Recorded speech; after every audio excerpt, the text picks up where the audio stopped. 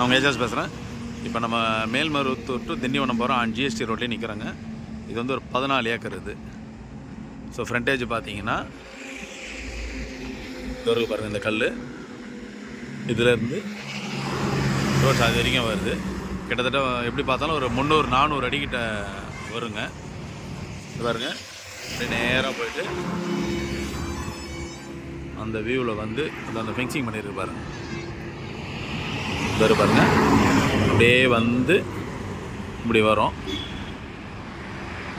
GST road ப்ராப்பர்ட்டிங்க இது. பக்கத்துலேயே பாருங்கள், பக்கத்துலேயும் பெட்ரோல் பங்க்கு, ஸோ ஆப்போசிட்லேயும் பெட்ரோல் பங்க்கு. கமர்ஷியலாக யூஸ் பண்ணலாங்க. அது கம்பெனி, ஃபேக்ட்ரி, இல்லை இண்டிவிஜுவல் விலாஸ் கட்டி விற்கலாம், லே அவுட் பண்ணலாம், எதுனாலும் பண்ணலாம். ஜிஎஸ்டி ரோடு மேலேயே இருக்குது. இது வந்து சென்னை போகிறதுங்க.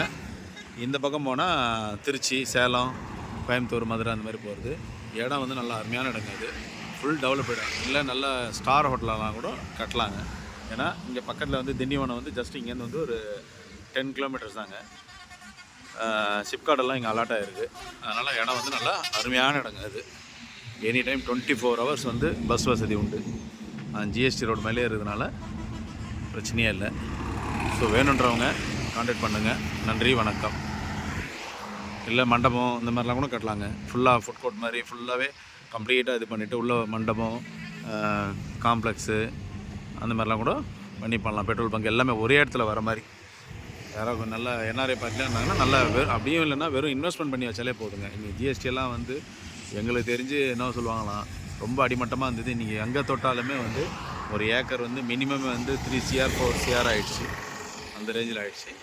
இது நம்ம ஒரு ரீசனபிள் ப்ரைஸில் எடுக்கலாம். பாருங்க, இந்த சைட்டை ஒட்டிய பக்கத்தில் கம்பெனியாக இருக்குங்க. வேணுன்றவங்க கான்டாக்ட் பண்ணுங்கள். நன்றி, வணக்கம்.